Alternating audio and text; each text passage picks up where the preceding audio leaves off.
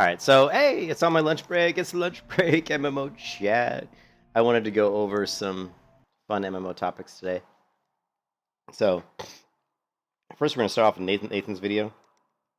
I mean, I'm a big fan of the Nathan Napalm. I like his videos. I think he seems like a good guy.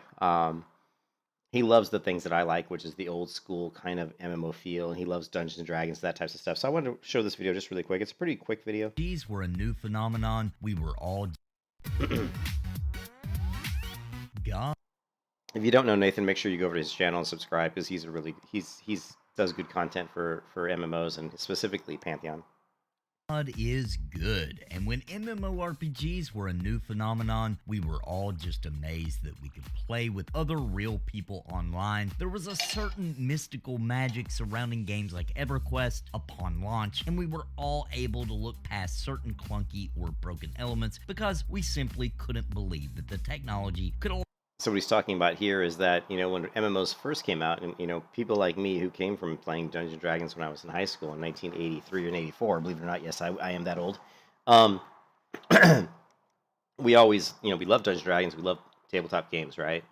But we always knew that eventually these games would move to a digital platform. They would be a game that we could play on a computer.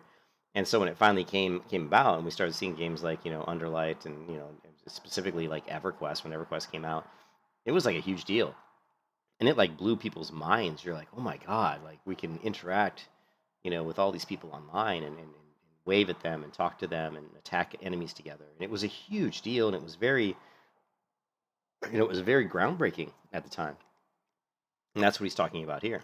Allow us to interact with the persistent world in real time with thousands of other people. Pantheon Rise of the Fallen is creating an MMORPG where they want to bring the spirit of the old school MMOs back, but with modern features. But if it were just that simple, wouldn't we already have it? And how can that be possible with playing online not really being anything new or even necessarily exciting anymore? With people min-maxing, data mining, online guides, are we at an age where this simply isn't possible for a new MMORPG to pull off?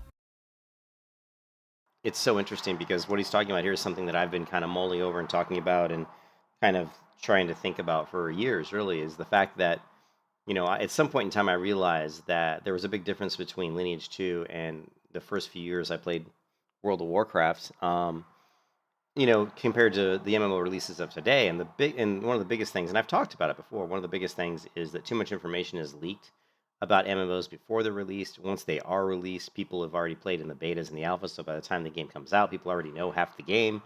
And then, of course, what Nathan's talking about here is with the guides.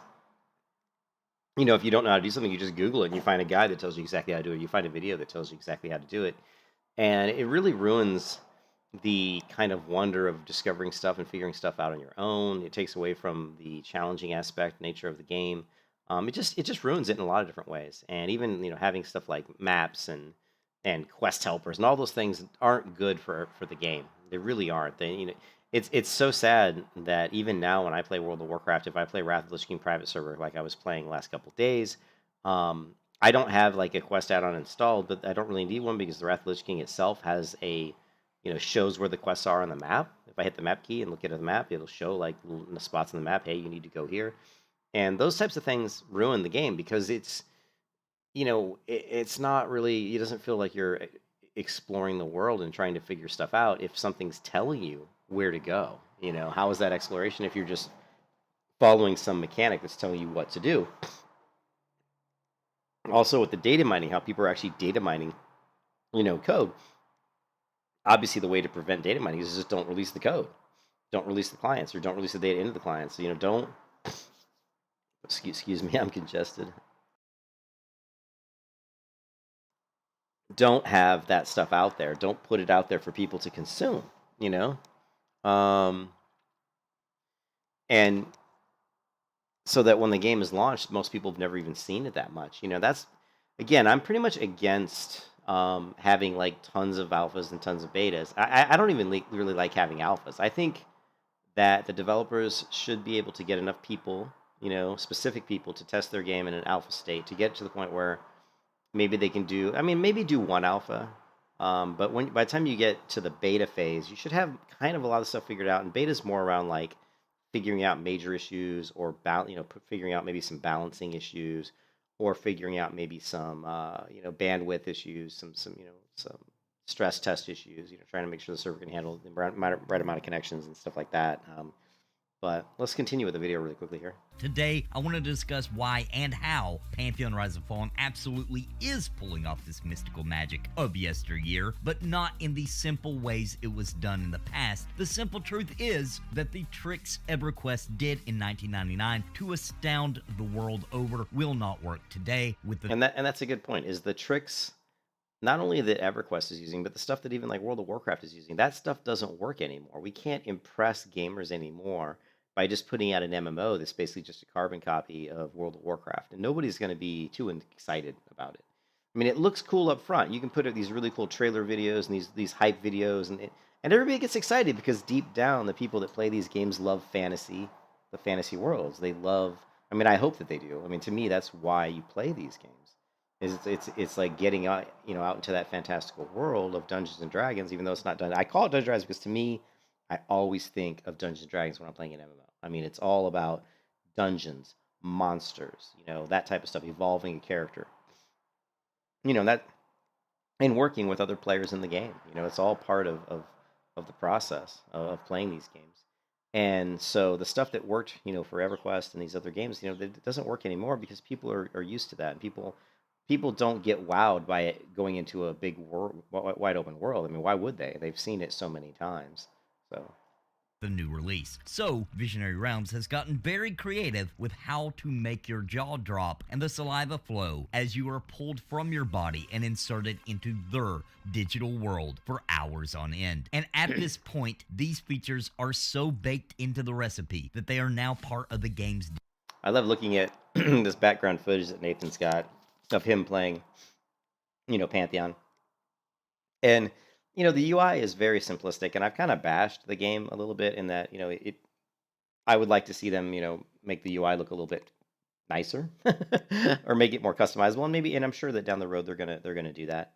But everything you need from an MMO perspective is here, though. You've got your party window, you've got your enemy nameplate, which is showing the spell he's currently casting. You've got your health bar above your character if you want to have that. I'm sure, hopefully, at some point we'll be able to turn that off because I know I don't like to see that. And you've got your target window, you've got your abilities down here. I do like that their icons for their spell abilities are very clear. I like that. They look very easy to see. And they've got cooldowns on too. Notice that there's cooldowns on here. And I'm assuming that this is not an add-on. This is just built into the game. So that's pretty cool that they've built in like cooldown numbers, which in World of Warcraft we don't have that. We always have to install like Omni CC or something like that. So, resulting in everything else that gets layered on top to be affected by that genetical thing. The other thing I do like, I like how, again, I've bashed the graphics of this game a lot, but I do like the simplistic nature of the graphics. And the reason I say that is because it's really easy to see what enemies are doing. It's easy to see what other people are doing. When I see this guy's hands glowing like this, it's easy to see, what this spell is if I'm familiar with that spell. When I see the enemy's hands glowing green, it's very clear. There's not a lot of clutter on the screen. There's not a lot of weird stuff going on. The visuals are extremely crisp and clear, and that I do like quite a bit. Even though I think that the style of the art and stuff could be improved, but everything's very clear and easy to see, and I think that's good. I do think the nameplates are too big, and I think we need to be able to come up and customize those, and also the same with the party window, the hotbar. Everything really is, in my opinion, is too big. The chat window's too big, but I'm assuming that we'll get to the point where we can customize those things. Foundation. Before I kick off, don't forget to drop me a like to help combat the YouTube algorithm. And if you are new, and as Nathan says, don't forget to give him a like, and you guys should go to his channel. I'll link it in the description. Go to Nathan's channel. Make sure you subscribe. He's a great content creator. But also, if you like my stuff, go ahead. I'm going to do the YouTube rhetoric. Go ahead, like, subscribe if you can. I would appreciate it. I do want to cover more game design topics this year and really focus on a lot of things where I think MMOs can be improved, and just do a lot of MMO discussions in general, and try to get feedback from community and see, because I think there's just so much improvement that can come down the pipe for these MMOs, because right now they're just not coming out in a state that's, I think, is in any way innovative. Here and interested in MMORPGs or RPG content, please hit the subscribe button. Now, Pantheon Rise of Fallen is being made to challenge you, and I don't mean when you get to endgame. I don't mean for special hard mode or epic level challenges for the elite. I mean the entire journey will need some thought and care. This doesn't mean you can't go out and kill some green mobs solo. This doesn't mean you will break a keyboard every time you play, most likely. But what it does mean is things will not always work the same. You will have to play around with what abilities you have out to access. You will get surprises in combat as the mob calls in some friends or even tricks you in some ways, such as pushing your group into a trap. The combat just isn't a cookie cutter situation to make you feel powerful. There will certainly be moments where your intellect outmaneuvers the foe and you will feel wonderful. You will actually feel even better than you would in a generic scenario, but the overall moments and course of combat will ebb and flow, and you will be paying attention to positioning, targeting, and ability usage at the right time for the right scenario. And these situations happen from level 1 all the way to max. And it's not just about the mobs either. The world itself will challenge you. Even the very environments fight back at times. You will fight the challenges of extreme weather conditions, or even environments that are supernatural, or cause certain abilities to be more powerful or to be completely useless. Pantheon is taking the word PvE quite literally, in that it is you versus the environment. And also the sense of urgency and the threat of death is real in Pantheon, as the death penalty really hurts. You do not want to drop your HP to 0. It can be devastating. This changes your behavior to survive, even when the situation begins to pull in your arm. So yeah, sorry I got caught up in the video, but yeah, I mean, I think, some of the things that Pantheon's doing to make the game, there's a problem in MMOs, and that's the fact that people think that the content is solved already, right? Like, you do a quest, once somebody's done a quest, everybody knows the result of the quest. It's like, you know what I mean? We just like, oh, you look it up online, this is how you do the quest. So to get around some of that, what they're doing in Pantheon is they're building certain environment with the perception system such that certain things won't be perceivable to you unless you have certain skills at certain levels.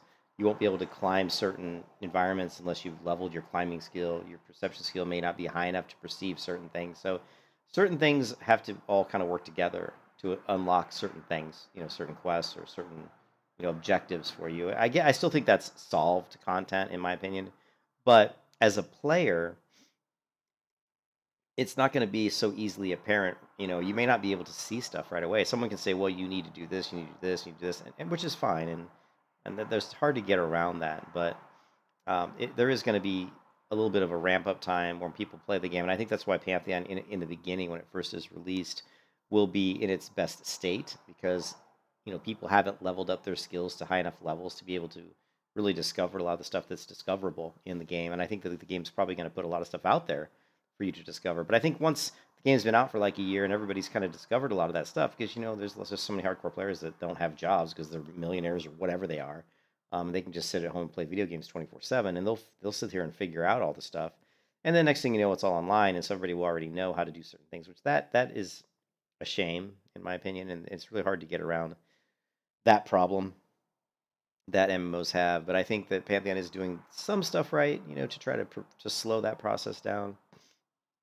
They also are trying to make it so that encounters are variable, and that's just based on the behaviors of the mobs. Like, if a mob spawns, it may be aggressive, but if you kill that mob and that mob then respawns, it may have a different behavior. It may be defensive, or it may call out to its friends to help, or it may, do stuff like target the spellcaster, and they may ignore the tank altogether. So they're trying to make it so that each encounter is variable, and it's not always going to be the same. So, and I think that's good, but I think we can go a lot further with some of these things. I would like to see respawns be more dynamic and be more variable, meaning that I don't want to see you go to a certain part on the map and it's always the same mobs. I would like you to go there and maybe there's a group of trolls. Maybe you go there the next day and there's nothing there. Maybe you go there the third day and there's a group of golems. I would like to see a little bit more shifting of the world and making the world more, alive, so that the world's a lot more dynamic. And I think that's something that we really need in MMOs.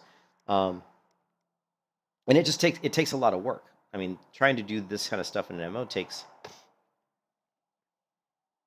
I don't know if it takes. it takes a lot of work up front. If we can get certain types of systems in place, it can do a lot of the heavy lifting for us. So the other thing I wanted to kind of talk about was this. I found this channel today, and one of the things that I really am going to be spending a lot of time on this year for me personally is learning more about AI and how we can increase the AI of the enemies and how we can make the enemy behaviors a lot more unpredictable, and how that can hopefully increase the enjoyment of MMOs in general. There's so many different things. This isn't just something that plagues. I will start thinking. So I found this channel, and this is the first video I've watched on this channel called AI in Games, but it's pretty good, and I'm interested to go and watch some of his other content and see what it's like. Do you ever find yourself in a situation where you have too many good ideas and you just don't know which one to pick?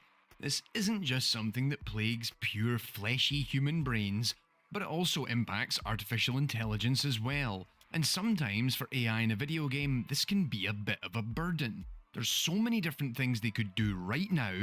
Many of them seem like a bad idea, but quite a few of them look like they have some promise. Cyberpunk. The player is running towards a non-player character. They could go to cover, they could attack, they could throw a projectile, run away. What do they do? Plus, one of those actions might seem like a good idea in this situation, but in another, it could be suicide. How do we know how good this idea is at a given point in time? I'm Tommy Thompson, and in this episode of AI 101, we're going to take a look at utility AI, a process of scoring just how good that idea is before you try and do it. And it's something that I talked about just earlier today with a friend. Is basically, if we're talking about AI and, like, for example, in an MMO, like, there's going to be decisions that a mob can take on. Like, let's say the mob has enough intelligence so that if you're walking down the road at night, he might say, well, do I want to attack you or not, right? And maybe it's a troll. And if it's just you by yourself walking down the road, he'd say, well, it's one-on-one. I think I could kill you and steal your money and whatever. But let's say it's you and 2 or 3 other people, the troll may decide not to attack. Maybe the troll decides to call on his friends and get 3 or 4 more trolls to attack you. What happens if he starts to attack you and they start to die? Do they just keep fighting until they die? I don't really like that. I think, in general, I'd like to see most monsters that have any kind of intelligence would run away or try to get away if they're, as opposed to dying. Also, there's a lot of other interactions with NPCs in towns. You can set up things where maybe the city guards, if you tell them about the trolls attacking, they might set up a patrol down the road to help protect the road, and then the trolls may decide to move to a different area of the road that isn't being patrolled. And, just stuff like that. Adding more intelligent enemy and mob behavior in MMOs is something that's sadly lacking. And there's a great article by Gama Sutra from 2008 that I was reading today as well that talks about how and this is from 2008, but what's funny is some of these things we're still seeing today. And it's like, how do you increase, like, how do you increase a boss's difficulty? Well, a lot of developers, we'll just give it more hit points, right? Like, you run through a dungeon, and what's the difference between, like, an elite mob and a non-elite mob? Well, really, there isn't much of an AI difference. They'll just say, well, the elite mob, when he hits you, he does more damage. The elite mob has more health. The elite mob has more armor. None of this stuff is revolved around the artificial intelligence of the elite mob. He's not doing anything different, from a behavior point of view. He's just has better armor, he hits harder, and he has more health. And that's just a really bad way to go about it. And we need MMOs to start implementing a lot higher degree of intelligence in the enemies and a lot more randomness to it, a lot more intelligent decision making that makes the encounters a lot more interesting. And I think that's something that's sadly lacking, and I think it's really for me, it's the number one area that MMOs need to improve. So why would you have something like utility AI being used in game development? Well, a lot of the other systems that we've explored throughout this channel, be it in episodes of AI in Games or here in AI 101, are largely focused on selecting actions based on context. Finite state machines change what action is being executed based on an event in the world transitioning the state of the system. So we may go from an NPC in Half-Life patrolling the environment to attacking the player because they saw the player in front of them. Meanwhile, both the behavior trees of the Halo series and the goal-oriented action planning system of Fear are very good at finding different opportunities we can explore and validating whether they're going to be the best thing for us to do. Behavior trees have paths of execution that dictate what to do based on the conditions of the world, whereas goal-oriented action planning will try to satisfy a long-term goal by coming up with a bunch of actions that, when executed in a sequence, will help attain it. So in amongst all of this, there is an explicit idea that some actions are more valuable than others, and whether those actions are valuable to us is going to be impacted by the current circumstance. An action to throw a grenade can be great if the player is in front of us behind cover, but is going to be completely useless if we're outside of combat, or the player is beyond the throwing range of the character, or if the player's location is unknown. In theory, every action designed in a game has value, but that doesn't make it useful all the time. Games are highly volatile, dynamic, and random systems. There are so many different things that happen, and anticipating them can be almost impossible. This is where the idea of utility comes into play. We can consider an action's utility to be its desirability. And you can see, here's an example of like, he's trying to shoot an arrow at like a zombie, and there's a lot of intelligence that can be built into this encounter. Like once he shoots, what does the zombie do? Does he take cover? Does he call more enemies to help? So given the current context of play, we just don't see enough intelligent behavior in MMOs, and I would like to come up with some streams where we talk about how can we come up with some behavior trees. Even like this channel seems really good. This is the first video I've ever watched on this channel, but it seems like he's got so much. I really like that goal-oriented video that he mentioned. That sounds really interesting. Where the enemy AIs, or like maybe a group of enemies, have a goal, and their goal may be to push you to a certain area of the map. Their goal may be to kill you. Their goal may be to just to navigate themselves to a certain area for a better advantage over you. I mean, who knows? But I thought that was interesting. I'm looking forward to watching that video. Play. What does that mean? Well, say we have a non-player character who can use an action to attack the player with a ranged weapon to do 30 damage, or to use a melee attack with 50 damage. If we consider their value in applying damage, then the melee attack is more powerful, but the utility of these actions is highly dependent on things like ammunition for the ranged weapon, the distance of the target, the probability that the attack will be successful, and whether the player is going to damage the NPC before we finish the attack. So the melee attack will have much higher utility if the player is close by and we're ready to strike, but it has a very low utility at distance. Meanwhile, the ranged attack's utility is going to vary depending on the location of the player, the ammunition, and 101 other things happening in the game. Ultimately, the value of each action never changes. One does 30 damage, the other does 50. But while those values can influence their utility, the context within which we want to execute them will also have an impact. As a result, a lot of AI systems actually have a utility layer in them somewhere, while also using the likes of finite state machines, behavior trees, or planning. Because while those systems identify the state of the world and handle the execution of actions, sometimes there are lots of totally valid and sensible actions to take, and you just need to pick the best one. As we'll see later in this video, sometimes a game will use utility AI to run an entire AI decision-making system, because it means as a designer, you can decide just how useful that action is going to be at different points in time. Now that we have an idea of utility, how do you design and calculate it? The key thing to understand is that utility is just a number. You design an algorithm that calculates an output that is designed to represent the utility of the action in that situation. It's really that straightforward. You can take a piece of information about the current state of the game and apply a function on it in order to determine a number. But the art of the process is really all about the mathematics behind it. Now, I appreciate this can be a little boring, but you can build those mathematical functions such that the utility values being generated can change differently based on how we process the information. Consider, for example, we have a simple utility calculation for attacking an enemy. We can attack anyone we like, but we're going to prioritize targets based on how far away they are from the non-player character. It's useful then to set a maximum distance. That way you set the upper limit on what is going to score any value. By doing this, you actually normalize the input, somewhere between 0 and 1. So now you can create a utility that scores a value closer to 1 when the character is almost on top of the player. In short, the closer the character, the higher the value. By doing this, you create a linear equation that looks like this. It slowly ramps up and shows this gradual line from low to high value. But of course you can do so much more with it. You can add an exponent that will enable a curve. This flattens out the more distant values, essentially saying that once we reach a certain distance away from us, It's ultimately negligible and we don't really care, but we place a much stronger emphasis on closer distances. With a bit of math, you can create a variety of linear, quadratic, or logistic curves. You can even make it piecewise linear, meaning you custom build the curve, setting the x values, and Weird. then calculate the y. I don't know if we'd want to. linear I don't know if interpolating we need to between go the to two that x kind of values closest to your to that input. level. This is all very dry math, Yeah, and it it's is a dry really math. simple example, but you can continue to build on it. You can factor in movement speeds, enemy health values, defense ratings, and more. You don't even have to normalize it between 0 and 1, though that sometimes helps.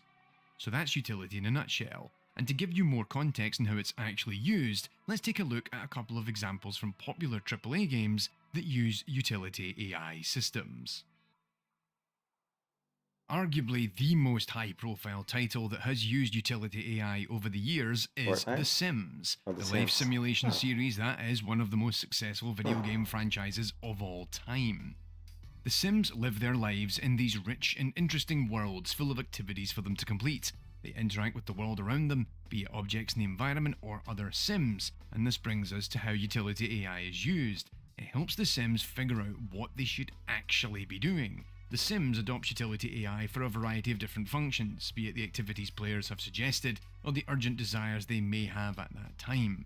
But an interesting design challenge of The Sims is that having them simply do the thing with the highest utility every time is going to deny them of the more realistic, bordering on human-like behaviour that players expect. The solution to this is a process known as bucketing. Possible actions such as eating at the table, watching TV. Interesting. I definitely want to consume some more of the videos that this guy has on AI. I think the goal really is to come up with some. We want to create the best AI in a video game that we can with the least amount of code. Like, we don't want to have to, write a math thesis paper on how to do this. We want it to be simplistic, but to be effective. And we have a lot of MMOs right today, which have just terrible AI. I think there was that Sutra.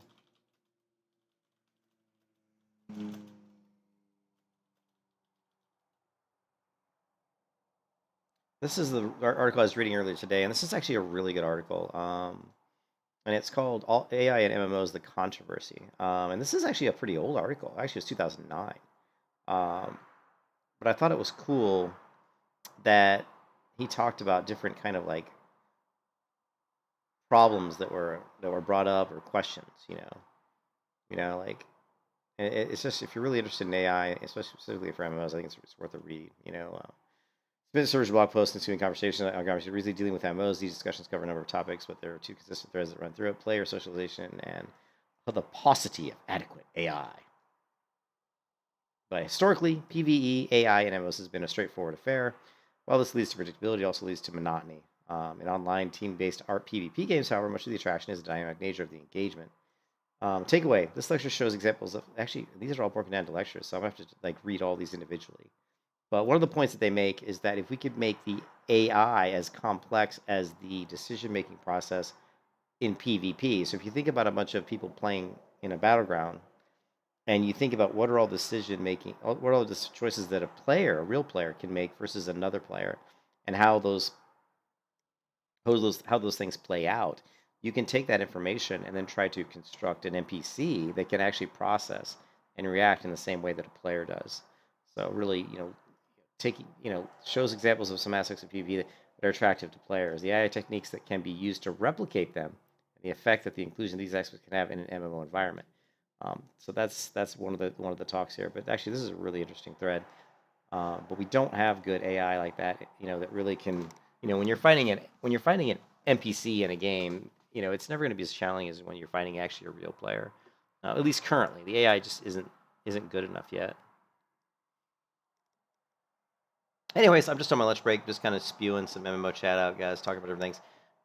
If we get back to Nathan's video on Pantheon Rise of the Fallen, he's talking about some of the things that Pantheon's trying to do to make the game not so, it can't just be like data mined and farmed. It's just not going to be your cookie cutter MMO in that, you're not going to be able to just fall asleep and run through all the content, because it's going to be challenging. It's going to require you to work with other people. It's going to be more dynamic.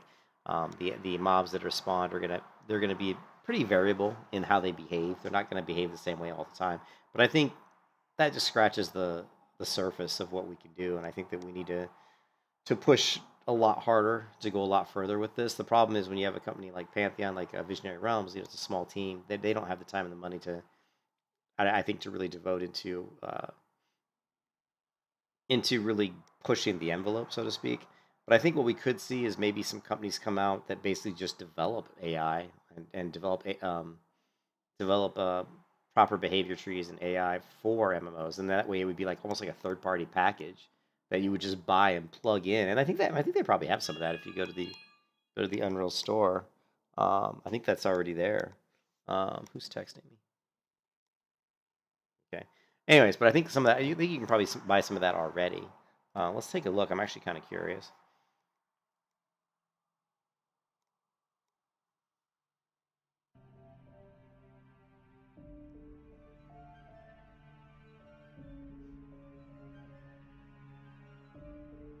And again, I'm just on my lunch break, just spewing some ideas out there that's been going through my head.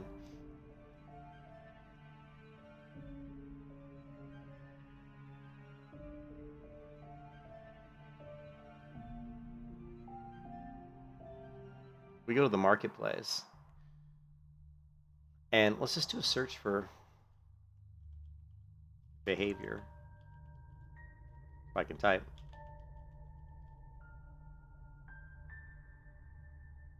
Easy utility AI. That's what he was talking about in that video. He's just talking about, yeah, utility AI.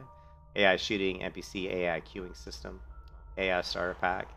So you can see there are packages out there already that as a game developer you could just purchase. Crowd simulation, flying AI movement behaviors.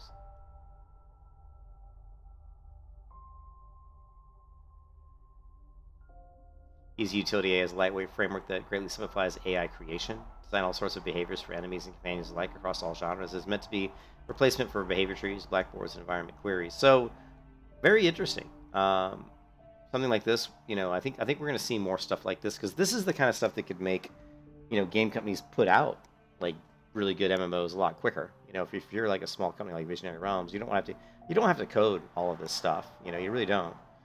So if someone can create some really flexible, powerful AI systems, you could just purchase those and plug them right into your game. And I think for me, when I retire from writing code, this is one of the things I want to do. Is I want to go to the Unreal Engine, and I want to, because by then, I'm going to retire probably in, I don't know, 12 to 15 years from now. And by the time I retire, there probably should be a lot better, tools out there. Just think how good the Unreal Engine is going to be by then. If it's hopefully it's still around, it should be. If it is, it's probably going to be pretty impressive. Maybe there's another engine that'll come out that'll surpass it. Who knows? Things are, but it's going to be really interesting to see where we are. But I think we're going to get to the point where even an individual like myself could probably put together a game in 12, 15 years, because you could just go to the store and buy certain components that you can and then just learn how to use them. It's like I could buy AI systems, I could buy character models. You could just buy all this stuff, and it's just a matter of implementing it in the engine the way you want to implement it. It's still going to take you forever if you're trying to do something of any kind of scale. But it's going to be interesting. It's certainly something over the next 12 to 15 years I'll be spending a lot of time researching all avenues of these types of systems and pieces of code, and looking at basically game development from pretty much every angle I can think of. Because it's fun. It's just something that I love to do. Anyways, I'm going to get back. What time is it? I'm going to jump off, get back to work. Hope you guys are having a good day, but definitely look, if you're interested in AI, man, check out this guy's channel. It looks really good. AI and games looks like a pretty good channel. Also, the Gama Sutra article I linked here, or that I have here, is really good. I'll put some links in the description of the video where you guys can start investigating AI, and definitely check out Nathan's channel. If you haven't subscribed to Nathan Napalm, you should, because he does some good content for MMOs, specifically Pantheon Rise of the Fallen. He's also going to be playing Dungeons and Dragons on his channel tonight. I think 7 o'clock Eastern time, so 4 hours and 24 minutes from now. Nathan's going to be streaming him playing Dungeons and Dragons with some of the guys from Pantheon. Some of the people that work at Pantheon at Visionary Realms are going to be a part of that event that they're doing. And if you look here on his channel,